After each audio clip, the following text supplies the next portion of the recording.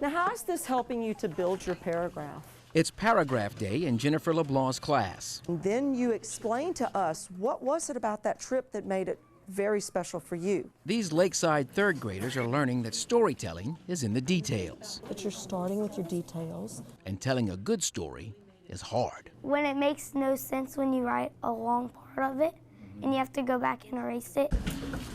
Miss LeBlanc's story starts with this old farmhouse. We did flood in March, and we did have damage to the floor. Like, you shouldn't tell the down part about it.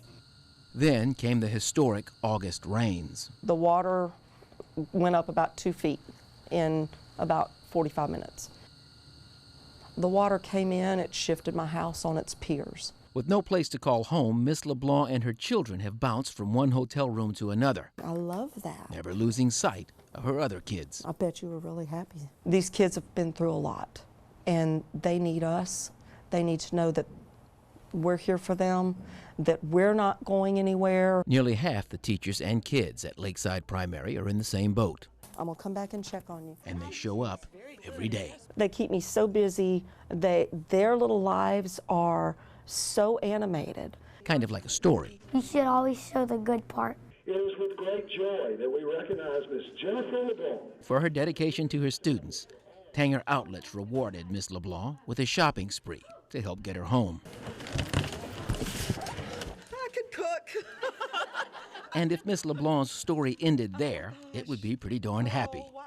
But great stories always have a twist. That one is probably gonna be one of your best details. That's Miss Susan.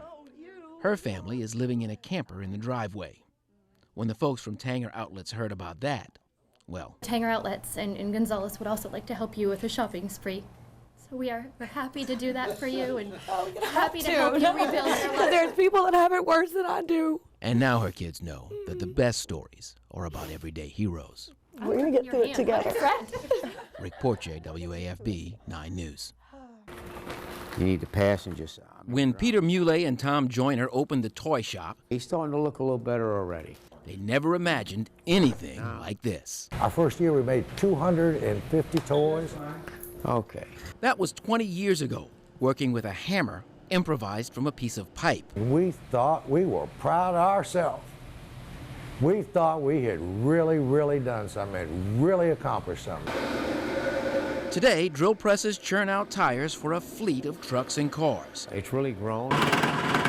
They've made 6,000 this year, We got racks and racks of them. all by hand, by an all-volunteer workforce, for kids who would not have a Christmas were it not for them. It gives you a purpose to wake up in the morning.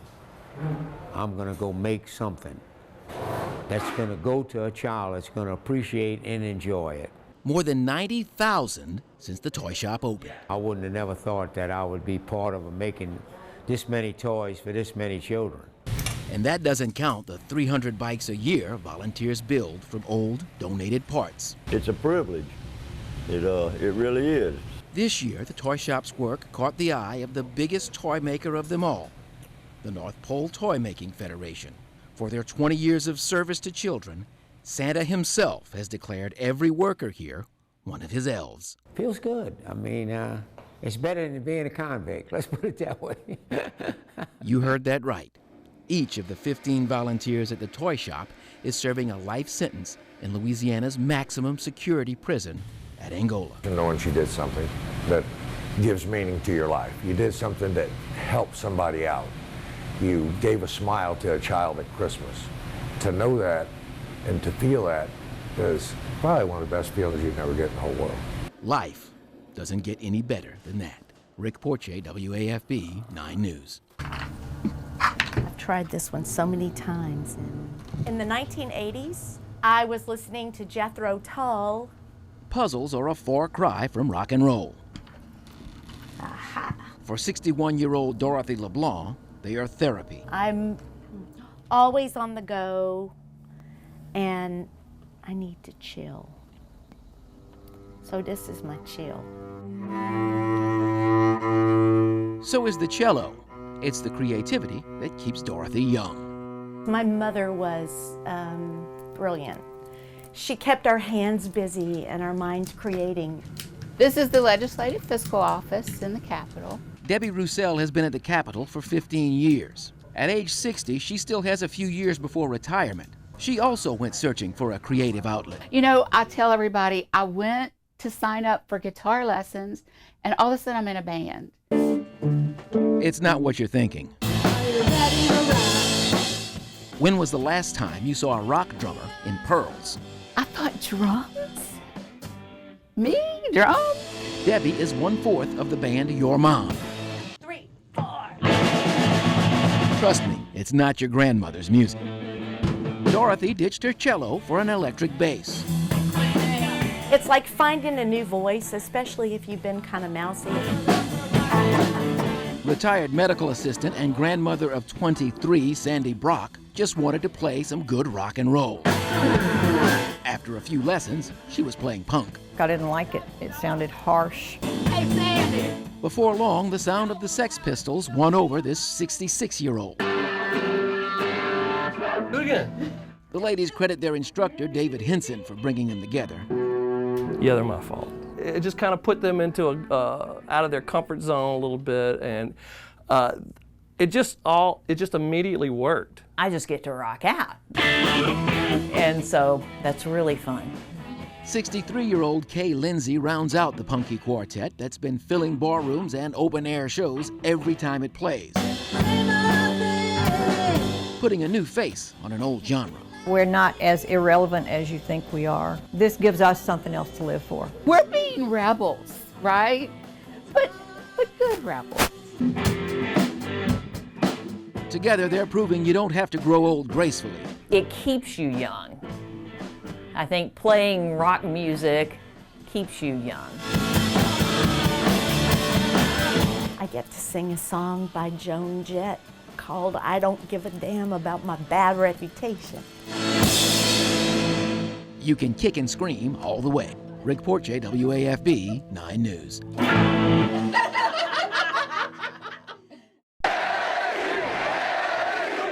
It's easy to fall in love with Tiger Stadium. Billy Cannon watches it bounce. He takes it on his the history. Comes back up. Billy Cannon raced some 89 yards for a touchdown.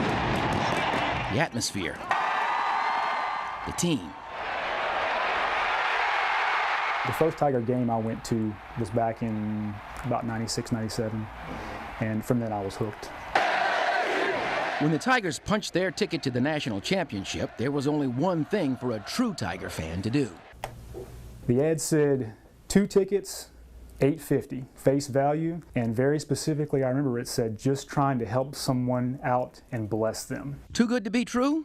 Probably, but Kevin Maverick had to find out. I was bored. But he just sent it to me and I said, you know, let me see if this guy's legit. So he started a conversation with the seller. Kevin was leery, but he asked all the right questions. Eventually he got to the point where he said, well, here's my driver's license. Let me prove to you that I'm a real person. Maybe this wasn't too good to be true. Just maybe those championship tickets were within Kevin's reach. Either A, he's telling the truth, or B, this person needs to know, hey, somebody stole your driver's license and is pretending to be you. Armed with a picture and a name, Kevin scoured the internet until he hit pay dirt on the LinkedIn website. Those tickets were just one email away. Kevin contacted the profile he found online. His reaction was abrupt, absolutely not, this is not me. Send me what you have. Somebody stole my license in LA 3 weeks ago. They've been opening accounts in my name. But the story doesn't end there. Kevin may have lost out on his championship tickets, but he and the man he found online hatched a plan. All it required was a second buyer for those tickets. Maybe one who had just had his license stolen. He requested his bank account and routing number, and the guy sent it to him. No one ever said scammers were bright. That was all they needed for the feds to sweep in. So the next day, the gentleman texted me and said, we got him, the feds have him now.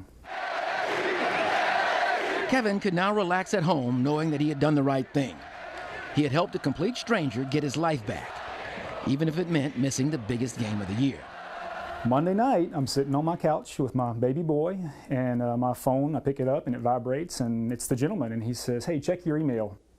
In that email, 2 tickets to the game that no true LSU fan would ever miss. It's unbelievable to think that a stranger, 2,000 miles away, is going to spend that kind of money on an aftermarket site for somebody just for offering you know, a little bit of help, trying to help them out. When things seem too good to be true, they probably are. I'm going to the ship. I mean, it doesn't get any better than that. Then again, sometimes they're not. Rick Portier, WAFB 9 News. You have got to love that story, Rick. Thank you for that, and thanks for those Tiger fans.